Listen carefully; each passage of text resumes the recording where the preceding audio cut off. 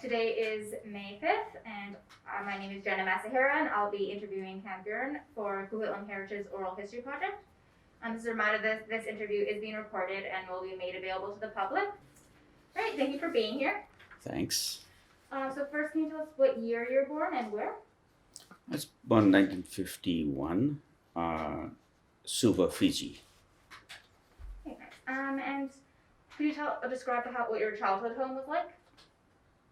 Childhood home was it was a farmhouse, a 3-bedroom wooden structure home, high on a river bank, and it was a farmhouse. Nice. And who lived with you? I lived with my parents and 2 brothers. Are you like the oldest child, the youngest? I'm the middle one. Middle one? Nice. Yeah. Did your grandparents live with you, or that? No, nobody else. Okay. Well, did you have chores that you had to do? See, we lived on a farm, Mm-hmm. so it was mainly farm chores, looking after horses, chicken, and tending to farm animals, helping out on weekends after school, that kind of a thing. And so is that how your family sustained themselves? Like that was their job? Oh, it was a sugarcane farm, Okay. so it was a commercial sugarcane farm we worked on. My dad had a farm, so we helped out every way we could to work with him, to work on the farm after school or on the weekends. Mm-hmm. Did you have also like pets, or was it more just like the farm animals? Well, we helped out on small chores that a kid could do, and just looked after the animals, chickens, and what have you on the farm. And sometimes when the harvesting season came, we helped out, tending, helping out any way you could. So that was basically what we did on the farm. Yeah. And you went to school? Yes, I went to a Methodist mission school, and I had my grade 8 there, and then the high school in the same district, Penang High School, in town. Did you have a favorite subject? Oh yeah, I enjoyed math, enjoyed geography, history. All these 3 subjects were good. Yeah. Did you have to pay for school? Yeah, we paid for the school. Yeah, we had a school fees, but I can't remember how much it was. But it went in succession. The primary school was quite cheap, but the high schools went a little bit higher. Yeah. Did both of your brothers also go all the way through? Yes, they did. The older one did it earlier, and the younger one went after me. Yeah. And did you do like after school activities? Mostly, yeah. It was playing soccer was the main thing, and swimming, of course, because there's a river right close to the house, and the ocean was, about half an hour away. So we did a lot of swimming, soccer, horseback riding, and going on camping out on the beaches, enjoying like there were a lot of open sandy beaches where you could go and there'd be nobody around. You spend a whole day there with your friends, having a picnic, catching fish or crabs, and just cooking at open fire. That was mainly what we did sometimes on the weekends. Yeah. And so, yeah, like what was a typical, meal? Typical dinners were basically East Indian style curries and rice and chapatis and stuff like that. And the breakfast were eggs, toast, and stuff like normal Western kind of stuff. Yes. And did you eat with your family? Yes, we had dinners together. Yeah, in the evening. Yeah, about 6:30, 7 o'clock. Depend on the schedule on the farm how everybody got together. Yeah. Did you have to get up early? To go to work? Yes, sometimes you get up at about 5 o'clock or so. Yeah, yeah. But not usually. Usually you get up at 6:30. And normal school time would be about 8:30. So What about like when there was like a celebration or something? Would there be what sort of dishes would be made? well, like on East Indian celebration, like Diwali, etc., will be traditional East Indian dishes, and on Christmas would be, you know, basically chicken, ducks, and the other stuff, meat. Is there any food that um, you had access to in Fiji that you didn't really have access to in Canada? No, basically everything is available here, same as over there, but mainly all the local native root crops and which was grown locally is hard to get here. Yeah, some of it, but mostly everything is you can buy here. Yeah.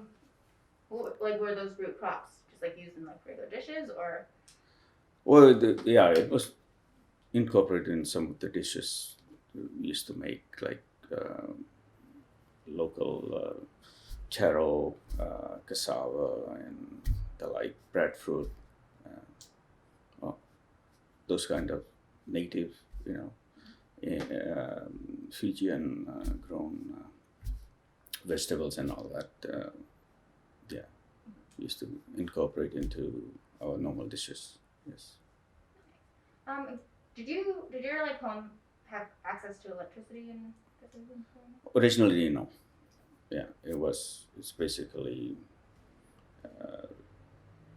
kerosene, benzene, lighting, and all that. So, fuel. But in later years, yes. Do you remember like what year it came?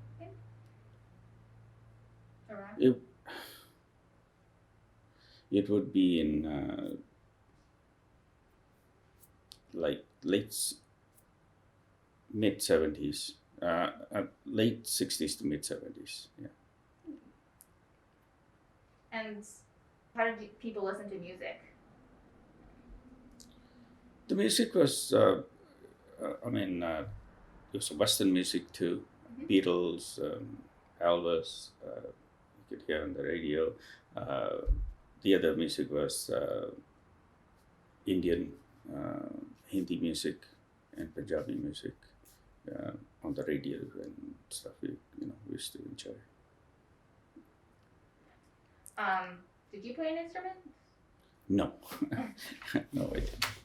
And what languages do you speak?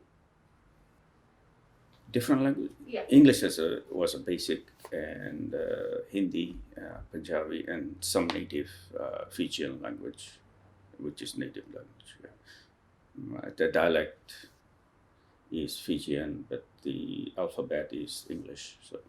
So the pronunciation is a little different, but we could speak some of it. Was school in English or was it?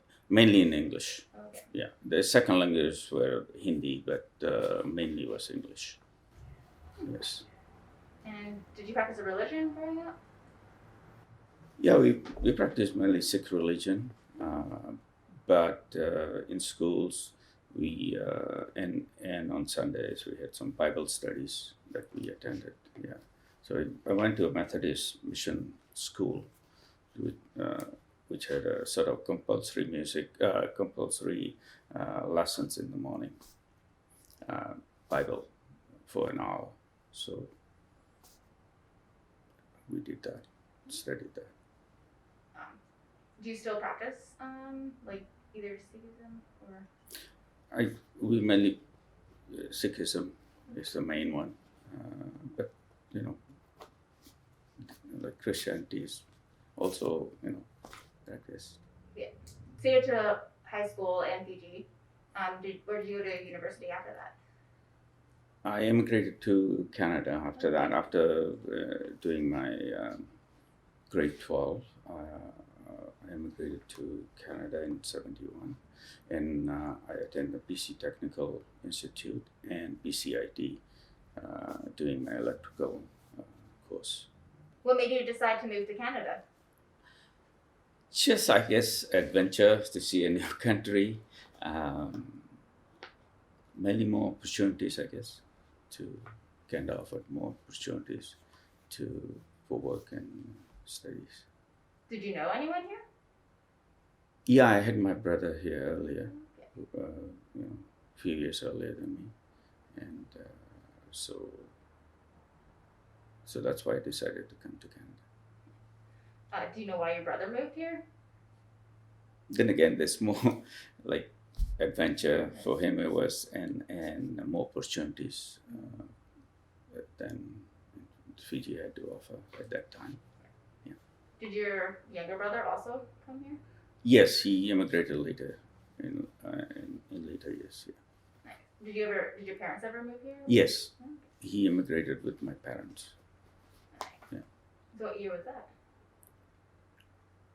76, And you moved here in 73? 71. 71. Oh. And why did you decide to become an electrician?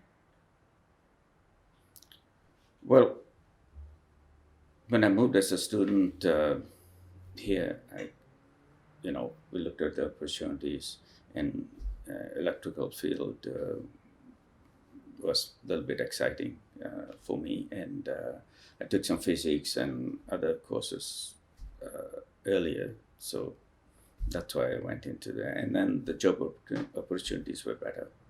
When you first arrived here, was there any like culture shock or anything like that? Yes, yeah, it was a much bigger city, very busy. Life in Fiji was very laid-back type, and here was, quite scheduled and getting to be quite busy, and everything was sort of huge, traffic and all that. Whereas in Fiji was, very rural and not much traffic. Have you ever gone back to Fiji? Yeah, I went back about 6-7 years ago for holiday. Do you have extended family still there? No. So it's just to visit? Yeah. What about old friends? I met only couple that I knew. The rest, I haven't had touch with them. So just few guys that we knew. Yes. Okay. But what do you know of your family history? All I know is my parents immigrated to Fiji in late 30s from Punjab, India, from a small village called Alachor in district of Namashar. So that's all I know about. Yeah. Do you know why they immigrated to Fiji? Well, then again, it's I guess the more opportunities Fiji offered, and because it was under British rule then, they offered more opportunities, more jobs out there to do. So that's how they moved. Do you mind saying your parents' names? My dad's was Daulat Singh Girn, and mom's was Chandan Kaur Girn.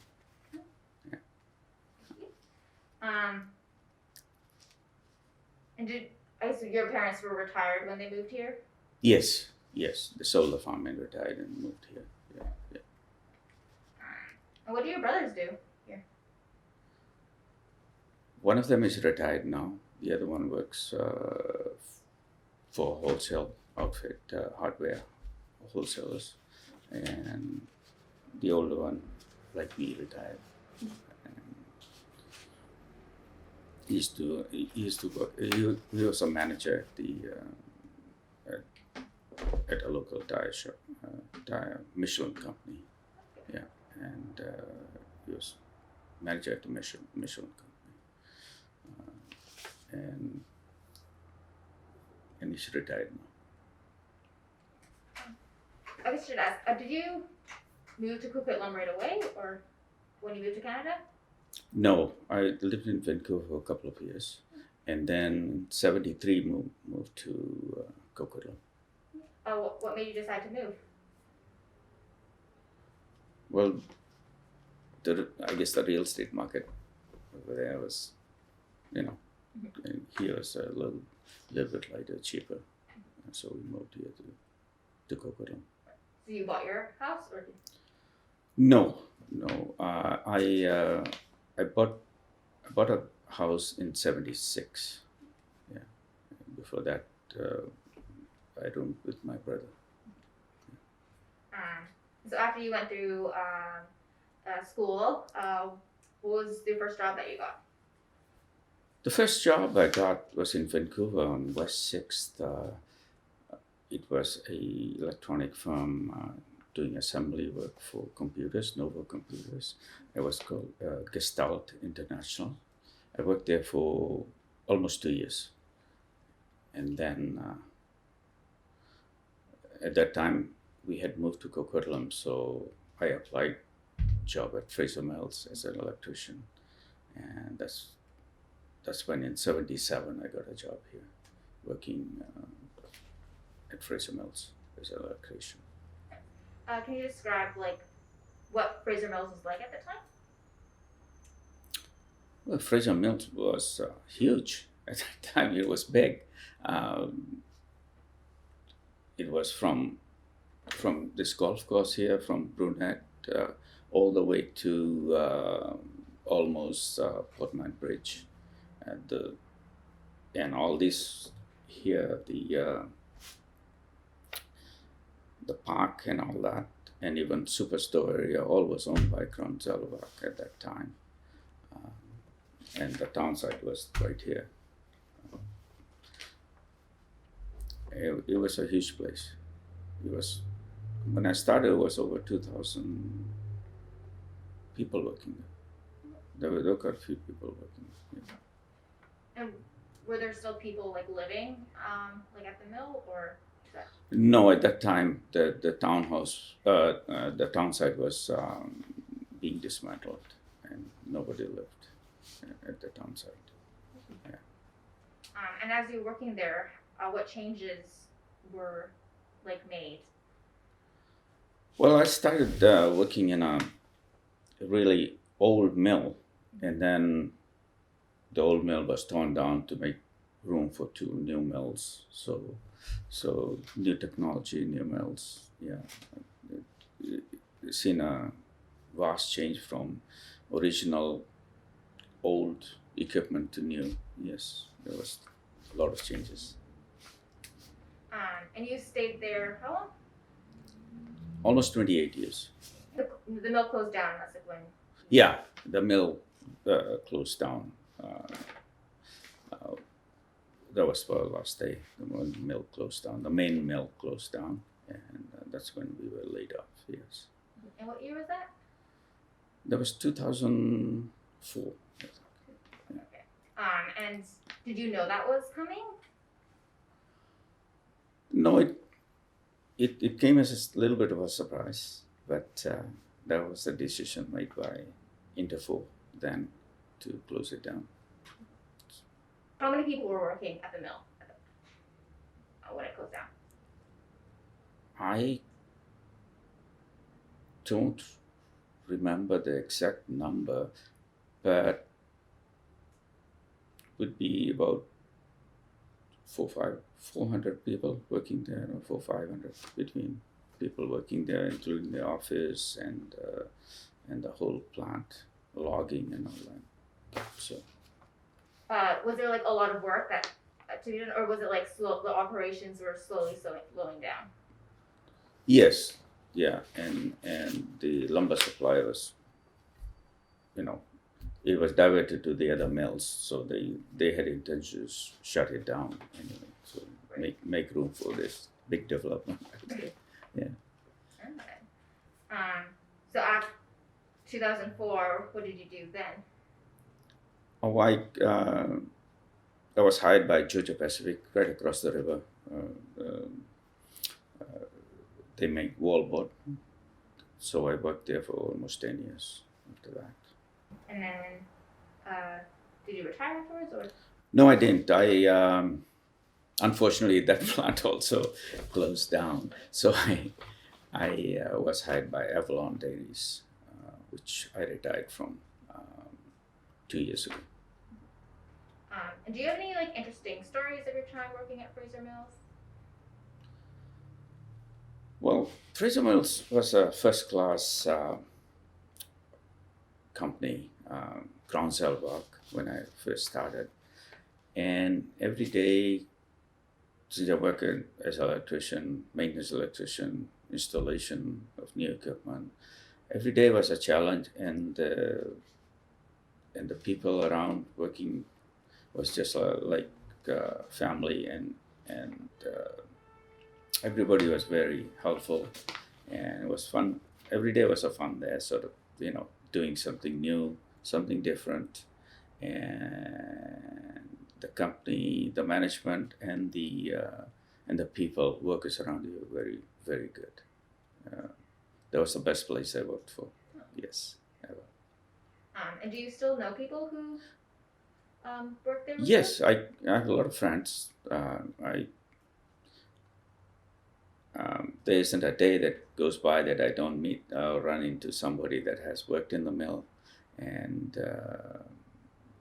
I have a lot of guys we get together, so with friends. I made a lot of friends there, and I'll still keep in touch with them. I noticed you bought your hats. Are those from the Fraser Mills, or? Yeah, they're from Fraser Mills, and they're from the first company, Crown Salavak, Crown Forest.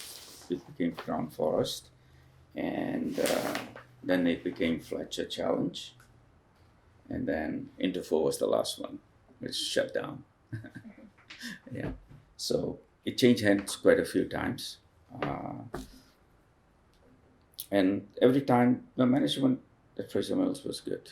It was fun to work for. Yes. Okay, so there wasn't much like difference between each of the different owners?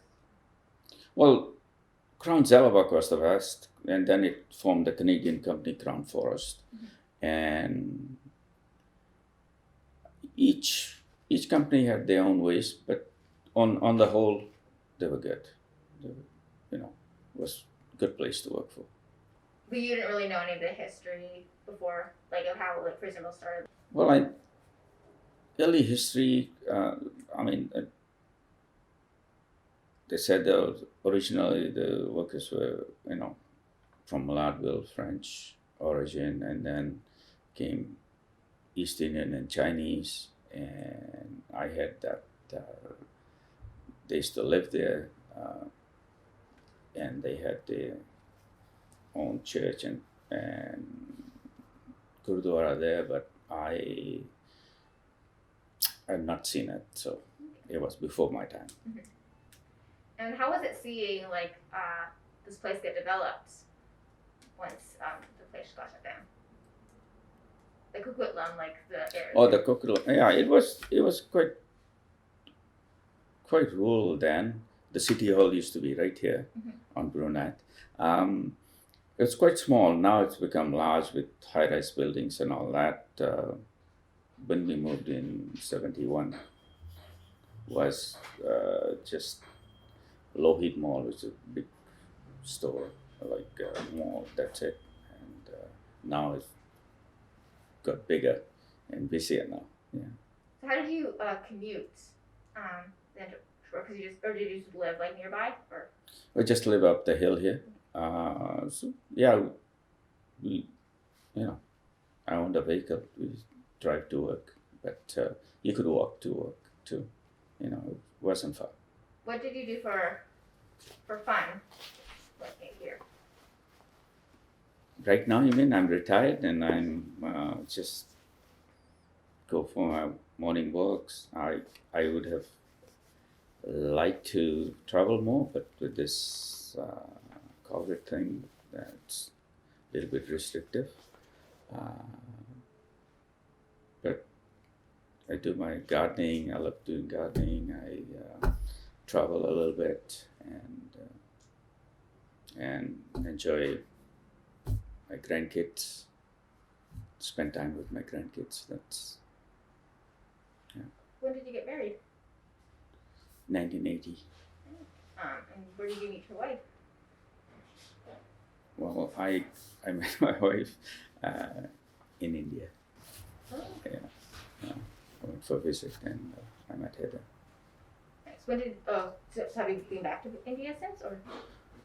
We've gone about half a dozen times in various years to visit. Okay. Was going to India something you did while you were growing up as well, or?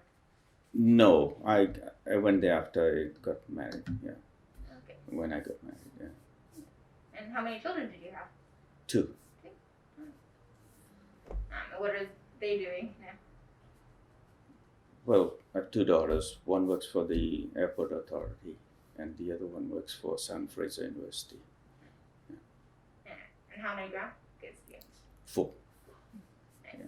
So, with COVID, do you visit them still, or? Or they're here, or I visit them. They're here every second weekend or weekend. Yeah, spend time with them. What was your wife's name? Ravinder.